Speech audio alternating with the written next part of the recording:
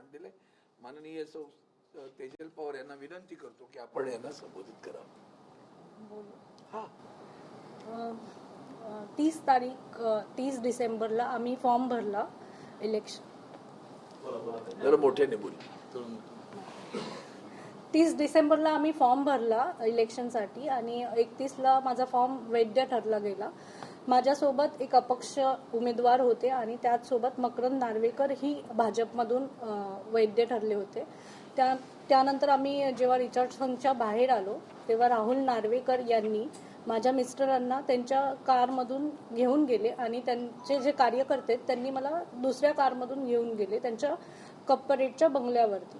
त्यानंतर तिकडे गेल्यावर मी त्यांना बोलली मी तुमच्या ऑफिसमध्ये येणार नाही, मला घरी जायचं आहे, माझी 2 लहान मुलं आहेत.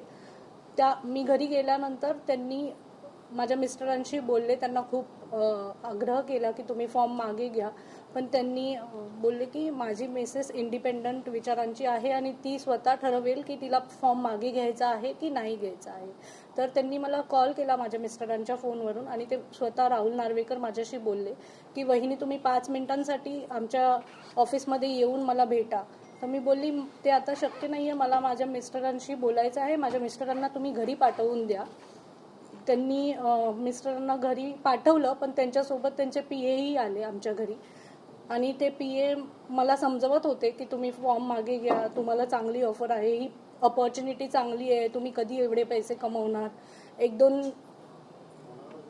1-2 लाख रुपये तर तुमचे असेच खर्च होणार, तुम्ही तसे पण अपक्ष आहात, अपक्षाला कोणी वोट देत नाहीत आणि आमचा पक्ष खूप मोठा आहे, तर तुम्ही तसेही हारणार आहात आणि आम्ही जिंकणार आहोत. तर मी बोलली मला मान्य आहे, मी हारेल या जिंकेल ते मला ठरवू देत की मला फॉर्म मागे घ्यायचा आहे की नाही घ्यायचा आहे, तुम्ही नका सांगू मला.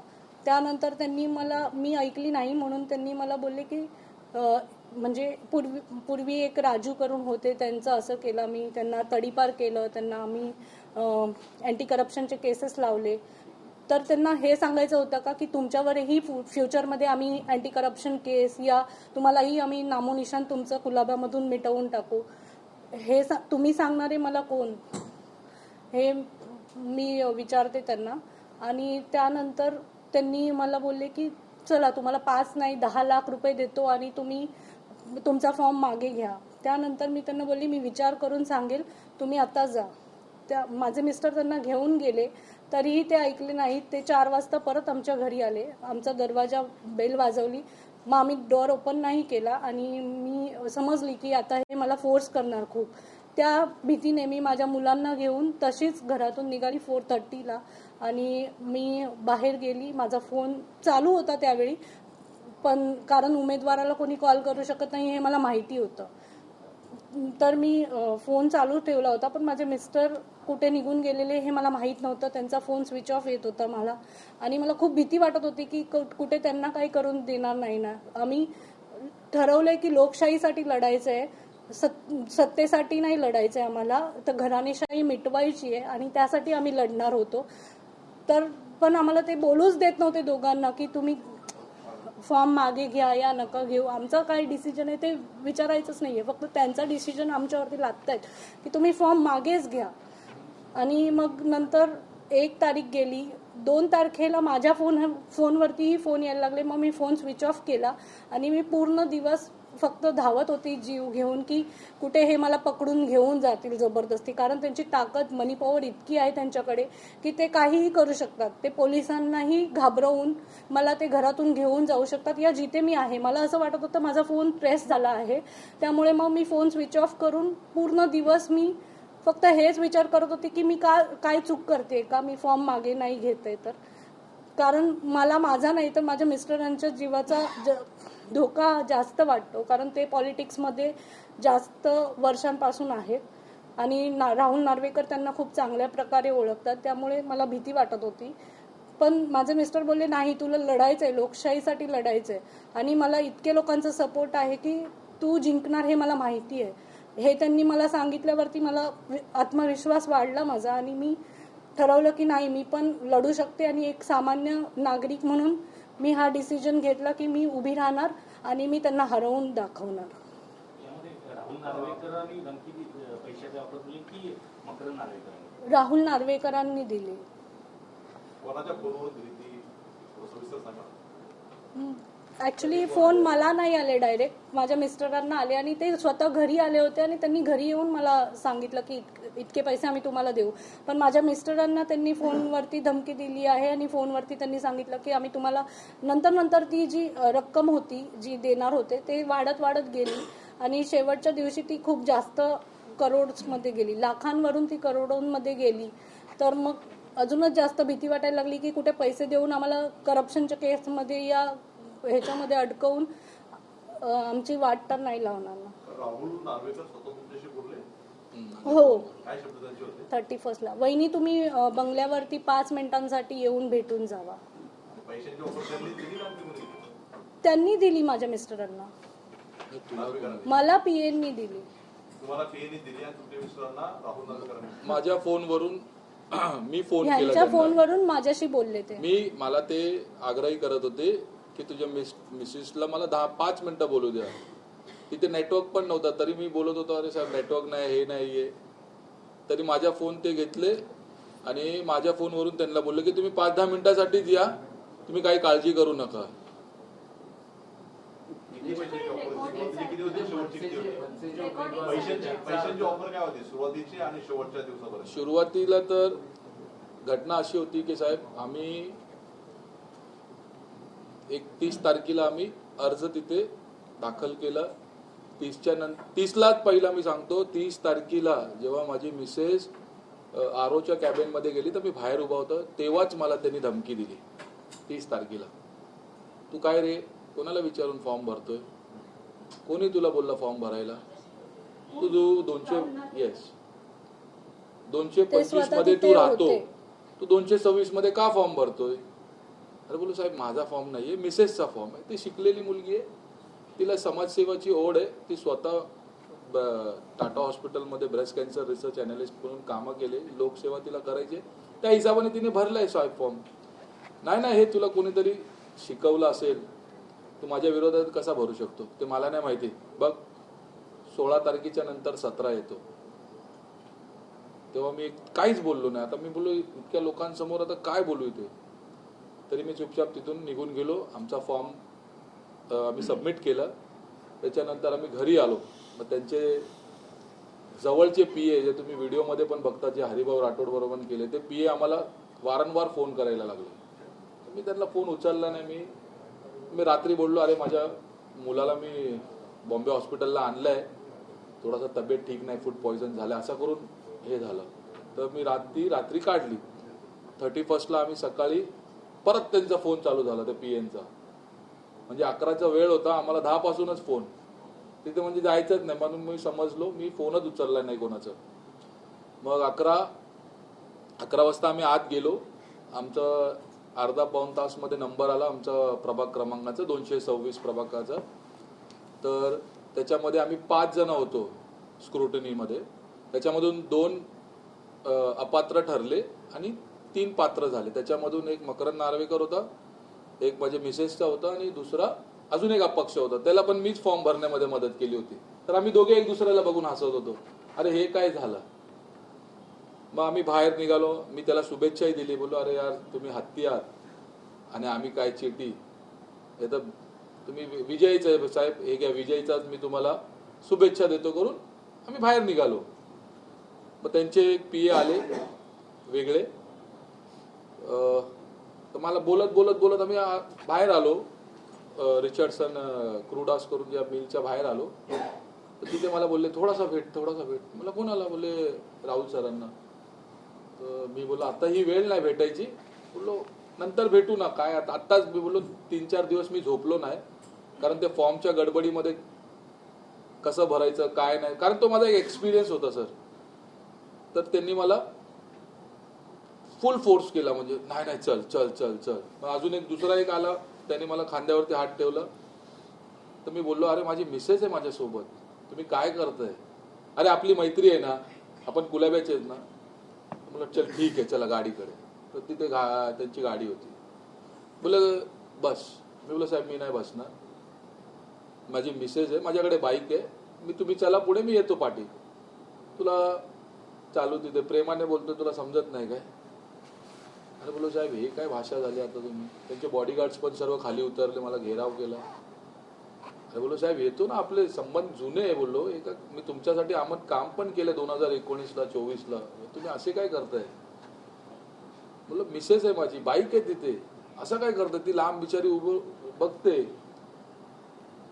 तर त्यांनी मग त्याची टोन एकदम चेंज झाली आणि मला थोडासा मग मी थोडा घाबरलो. तर मला ठीक आहे साहेब बसतो. गाडीत बसलो. मग ती गाडी निघाली त्यांच्या बेरूटच्या बंगल्याला.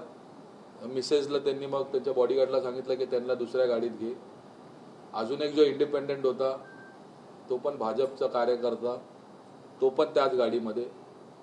मग आम्ही त्यांचा संवाद चालू झाला. पहिले प्रेमळच होते, म्हणे तू मंडळ अध्यक्ष हो, पूर्ण कुलाबा सांभाळ, तू आता शिंदे गटात पदाधिकारी आहे, इथे ये, आता राजीनामा दे आणि इथे तू काम सुरू कर, मी आहे ना, तुला कुठले कॉन्ट्रॅक्ट पाहिजे तू सेट करून घे, स्वतःला माघार घे, कशाला करतोय असं. तर तेव्हा मला हे म्हणजे माहिती नव्हतं साहेब की तो इंडिपेंडेंट पण मागे घेणार आहे करून. तर मी बोललो साहेब माझा नाहीये, मिसेसचा फॉर्म आहे, राहू द्या ना साहेब, काय होतोय एका फॉर्माने. मला तोपर्यंत पण माहिती नव्हतं की यांचा हेतू काय चाललाय पडद्यामागे. तर गाडीमध्ये ते प्रेमळच होते, घेऊन टाक, मी लाईफ सेट करतो ना तुझी, का काळजी करतोय, असं तसं करत ते बंगल्यापर्यंत पोहोचले. आणि आम्ही गाडीमधून बाहेरच निघालो. मिसेस होती पाठी. मिसेसनी बोलली अरे मी नाही येणार आतमध्ये, लहान पोरं आहे घरी, त्यांना मला फीडिंग करायचा असतो. पण ती वाचली, नाही तर त्या दिवशीच कार्यक्रम झाला असता बिनविरोध निवडणूकचा. मग आत गेलो. मग आतमध्ये त्यांनी पहिलं प्रेमाने सांगितलं, देवाची शपथ घेतली. त्याच्यानंतर ऑफर वाढतच गेली. मग आणून पण बॅग ठेवला समोर. मी अजून नर्वस झालो. म्हणलं हे काय चाललंय माझ्या आयुष्यात, मी असा कधी प्रसंग बघितला नाहीये. प्रेमळ होते, तुला माहिती आहे ना मी कुठल्या पदावर आहे. मुख्यमंत्री उपमुख्यमंत्री पण मला मी बोलवलं की त्यांना यावं लागतं. हे तर तुम्ही मीडियामध्ये पण ते बघितलंय. म्हणजे त्याच्या पदाचा तो मान आहे. तू जास्त करू नकोस, चुपचाप घे आणि लाईफ सेटल कर, कुठे निघायचंय तू निघून जा, बाकीचं मी बघतो काय ते. तर मी नाहीच करत होतो, कारण तेव्हा त्याची भाषा चांगली होती. मग जेव्हा त्यांना कळलं की आता मी नंतर काय बोललो, ठीक आहे मी माझ्या मिसेसला सांगतो घरी जाऊन. अरे तू घरी नाही जायचं, इथेच बस, मिसेसला इथे बोलव, आत्ताच्या आता फोन लाव. अरे बोललो हे काय यार, मी नाटक केलं. अरे साहेब नेटवर्क नाही, हे नाही. तर बोलले तिथे उभा राहा, त्या कॉर्नरमध्ये नेटवर्क येतं. तिथून फोन लागला. तर त्यांनी माझ्याकडून फोन घेतला. माझ्या मिसेसला बोलले वहिनी तुम्ही खाली 5 मिनिटासाठी या, फक्त 5 मिनिटासाठी या, काय तुम्हाला तिथे जायची पण गरज नाही. CPOला तुम्ही इथेच आहे दीपकजी, तुम्ही या. तर ते बोलले मी तिथे येणार नाही, माझ्या नवऱ्याची मला काळजी आहे, पहिला त्याला तुम्ही घरी पाठवा, बाकीचं मी बघेल, पहिला तुम्ही त्याला घरी पाठवा. त्यांनी त्याची भाषा मग बिघडली. 16च्या नंतर 17 येणार, त्याच्यानंतर तुला कुलाब्यात राहायचं आहे का नाही हे तू ठरव. आणि हे जे मॅडम माझ्या मिसेसनी बोललं, एक राजू करून त्यांचा एक कार्यकर्ता होता लॉकडाऊनच्या काळामध्ये, आणि खूप चांगला कार्यकर्ता होता, आणि हे मला माहिती आहे. आणि मिसेसनी तो वर्ड त्यांच्या PAच्या त्याच्यामधून ते ऐकलं. तो बिचारा खूप मेहनत करायचा. त्याची खाली अशी इच्छा झाली की नगरसेवक, कोणीतरी त्याला बोलला की राजू नगरसेवक लढायच्या याच्यामध्ये. साहेब त्याला असा टॉर्चर केला, त्याच्यावरती इतके गुन्हे टाकले, त्याला तडीपार, त्याचे पोरं बाळ फॅमिली एव्हरीथिंग रस्त्यावरती आणलं त्याला. तर मी ते राजू नाव घेतलं त्याच्या PAने, तर माझी पण फाटली. अरे बोलले आपल्या बरोबर पण असा होऊ शकतो. कारण त्याच्यासाठी त्यांनी त्याच्या एरियामध्ये जाहीर सभा आहे, ते YouTube वगैरे पण जाहीर सभा घेतली त्या गरीब पोरासाठी. बोलले तुझ्या तेल निघायचा इथून तिथून, तू इतकी बराबरी करतो, उलटा टंगाऊंगा. हे स्पीकर बनण्याच्या अगोदरची ही त्यांची भाषा होती. आणि आता तर ते स्पीकर आहे. माझी एकदम तेव्हा हे झालं. तर मी कसा तरी मग पायातच पडलो साहेब. साहेब घरी जातो, बायकोला प्रेमाने सांगतो, ती थोडा शिकलेली आहे, उद्धट आहे, मी समजून आणतो. बोले ठीक आहे PA आपली गाडी घे, तू जा. तर मी डोका चाले ना.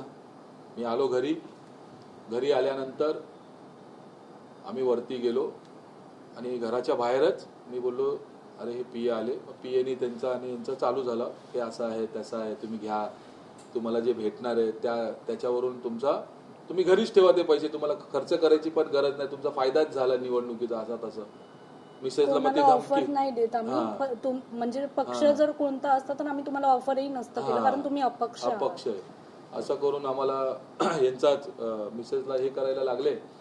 मग त्यांनी जेव्हा बोलले की आम्ही असं ते राजू व्यक्ती बरोबर केलं, तर मग मिसेस भडकली. मग मी त्याला बोललो अरे बाबा तू आमचा डायव्होर्स करणार का एका याच्यावरून. मी समजवतो त्याला प्रायव्हसीमध्ये, तुम्ही जावा खाली. मग ते खाली गेले. मग ते जेवायला गेले तेव्हा मी मिसेसला बोललो तुला काय करायचं. ती बोलली आता आपल्याला लढायचं आहे, तुला हारले तर गम नाही, पण हे दडपशाही आपल्याला चालणार नाही. बोले जनता काही करू दे. मी आणि हे पण माझे शब्द होते साहेब, तुम्हाला 1 लाख मतं पडले आणि मला 1 जरी मतं पडलं ना तरी ती लोकशाहीची विजय आहे, तुम्ही जनतेमधून निवडून आला, असा करून पण माझा शब्द होता. त्याच्यानंतर ते खाली गेले तर मला मौका भेटला. मीला बोललो पोरं बाळा घे, कोणाला काही सांगू नको, तू या गल्लीतून बाहेर पड. जसं ते निघाले त्याच्यानंतर 1-1.5 तासानंतर मी पण 31st हिशोबाने कपडे घातले, खाली आलो. आम्ही दोघेही नॉट रिचेबल झालो, कारण मला थोडासा अंदेशा होता की हे खूप अवघड होणार आहे आणि तेच झाले.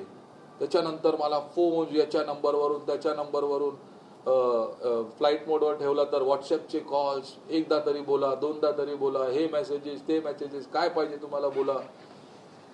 लास्टमध्ये आम्ही 2 तारखेला मी मग ठाणेला गेलो. मग विचार केला की आमच्या पक्षाने तरी मला मदत करेल की बाबा त्याला तरी समजावणार की आपलाच मुलगा आहे, महायुती म्हणून लढणार, तुम्ही एक मैत्री पूर्ण करतातच आहे 225 वॉर्डमध्ये, जिथे त्यांचे वहिनी उभी आहे हर्षिता नार्वेकर आणि गणेश सानप करून आपला सेनेचा आहे. आम्ही बोललो आम्ही अपक्ष आहे, आम्ही पण तिथे पण मला समजलं की आपली पण काही इथे दाल घालणार नाही.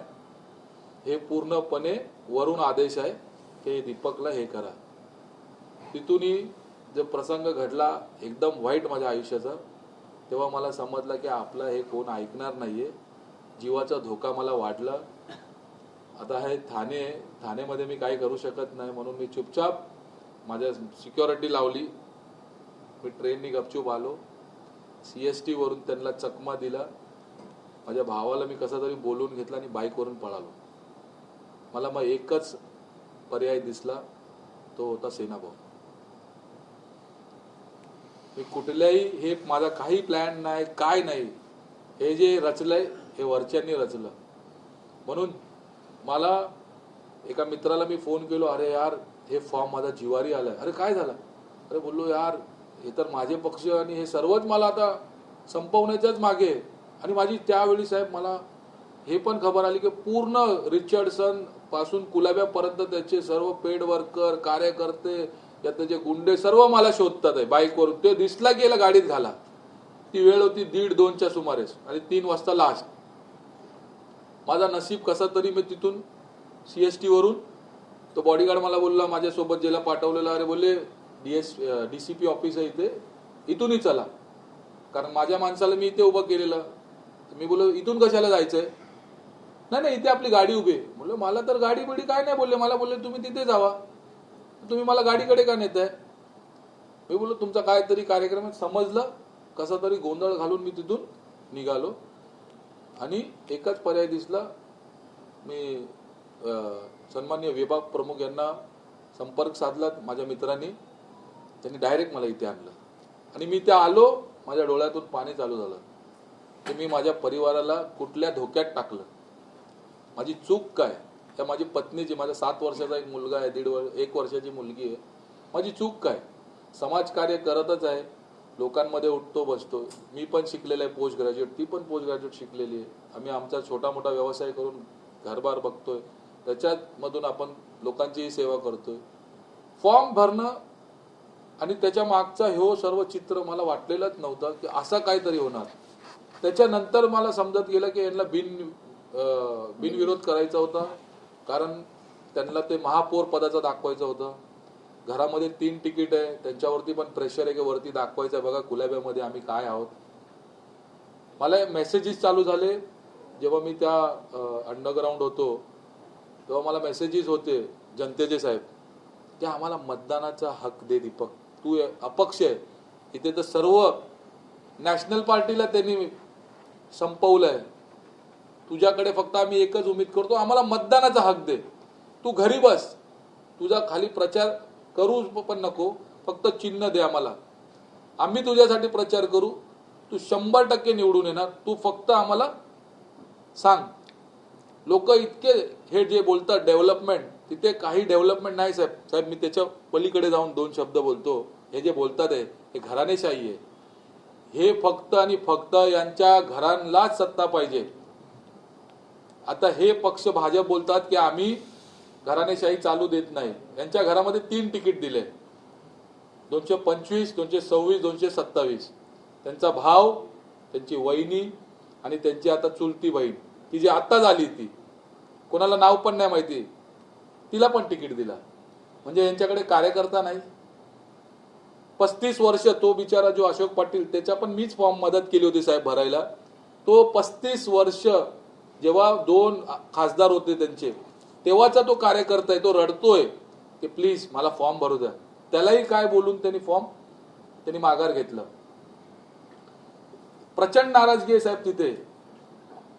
मच्छीमारांचा विषय आहे, आमचा ससून डॉग जो साहेबांनी पण विषय घेतलाय, आमचे तिथूनचे लोकल नेते त्यांनी पण तो विषय घेतलाय. मीही माझाही तिथे रोजगार आहे. 200 बोटी गेले साहेब गेल्या वर्षी. हात नार्वेकर साहेबांनी सांगितलं मी देतो, रक्ताने लिहून देतो, बंजारा समाज, मच्छीमार समाज, हे 200 बोट मी आणून देतो. साहेब एक बोट पण नाही आली. लोक तिथे उपाशी मरताय. काल गोडाऊन बंद केले. 2015चे सुप्रीम कोर्टचे ऑर्डर असतील, पण ते कसे तरी चालत होते. आत्ताच कसे बंद केले? कोणाच्या आदेशावरून बंद केले? म्युन्सिपल एक स्कूल आहे साहेब, 3-4 वर्ष अगोदरच त्याचा रिपेअर करण्यात आलं, कोट्यवधी रुपये टाकले. अचानक त्याला C1 घोषित केलंय. आता काल परवाची बातमी आहे, तिथे अंडरग्राऊंड. तुमच्याकडे काही पुरावे या संदर्भात आहेत का? कारण राहुल नार्वेकर जे हरिभाऊ राठोड यांना धमकावत होते, व्हिडिओ समोर होता, पैशांची ऑफर असतील किंवा कॉल करत होते, या संदर्भात त्यांचे काही तुमच्याकडे पुरावे आहेत का? कारण अध्यक्ष म्हणताय की त्यांच्याकडे पुरावे नाही, लढायचं नाहीये म्हणून माझ्यावरती आरोप करतायत, असं अध्यक्ष. लढायचंय म्हणून तर उभे आहोत आणि तुमच्या समोर आहोत जीवाचा धोका घेऊन. हे पुरावे माहिती नव्हतं ना आम्हाला इतकं मोठं हे होणार आहे आमच्या. साहेब जो प्लॅन करतो ना, तो प्लॅन म्हणजे हे सर्व पुरावे ठेवतो. हे प्लॅन नाहीये, हे देवाचा आहे. मी काही प्लॅन केलाच नाही. म्हणजे त्यांचे PA वगैरे फोन करायचे ते, आणि ते व्हॉट्सअप कॉल करतात मॅडम. ते असं रेग्युलर कॉल पण नाही करत. हल्ली तेच चाललंय, सर्व व्हॉट्सअप कॉल आहे. प्रचार अजून सुरूच झालेला नाही आमच्या प्रचाराला.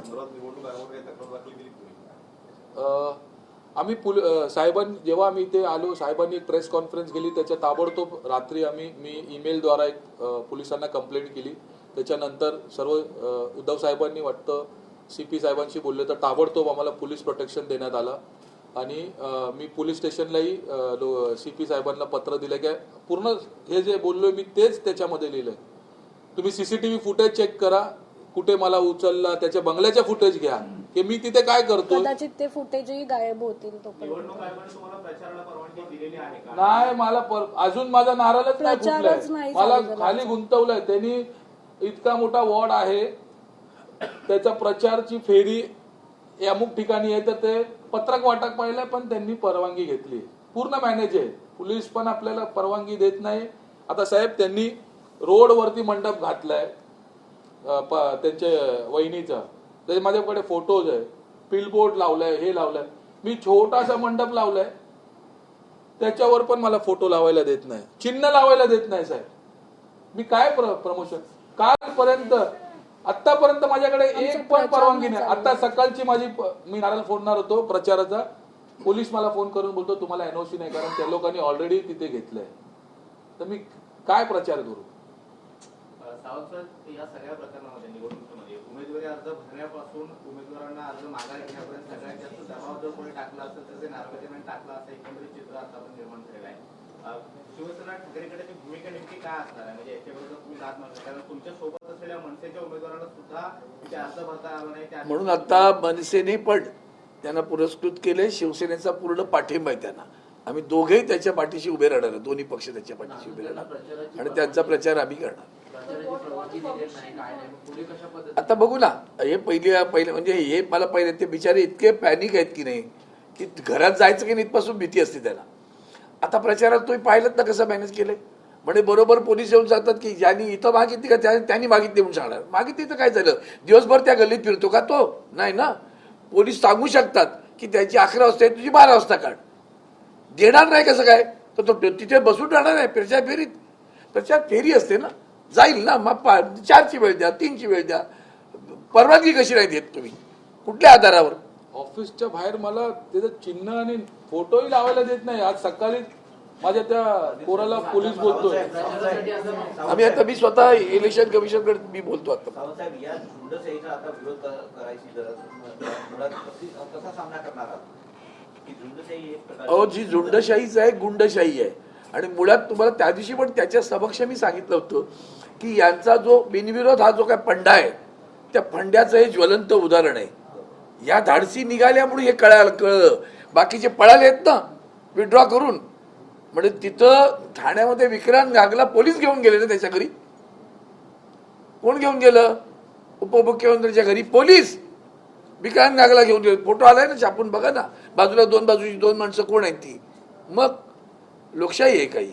हा, पण पोलीस सुद्धा गुलाबासारखं काम करतायत का? मग आयुक्त काय करतो?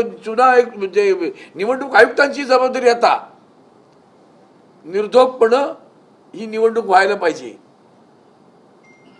निर्भयपणं व्हायला हवी, लोकशाहीच्या अधिकारात सगळीत व्हायला हवी. मी आता स्वतः जाईन त्यांच्याकडे, कशी परवानगी देत नाही पाहतो. आता ठाकरेंतर्फे पुरस्कृत उमेदवार म्हणून यांना तुम्ही घोषित केलेला आहे, तर हो. पक्षाच्या उमेदवारांना ज्या ज्या सुविधा किंवा पक्षाचे जो काही पाठिंबा आहे तो पूर्णपणे असणार का? किंवा शाखा कसं कार्यालय? आम्ही असे तोंडीच्या पाठिंबा देऊन कागदी देऊन बसत नाही स्वस्त. आम्ही पाठिंबा म्हणजे पूर्णपणे उतरणार त्यांच्यासोबत. त्याच्यात शंका व्यक्त करण्याची गरज नाही. शिवसेना शब्द दिला का शब्द दिला. मला वाटतं बस झालं. हं, धन्यवाद. आता हे जरा जोरात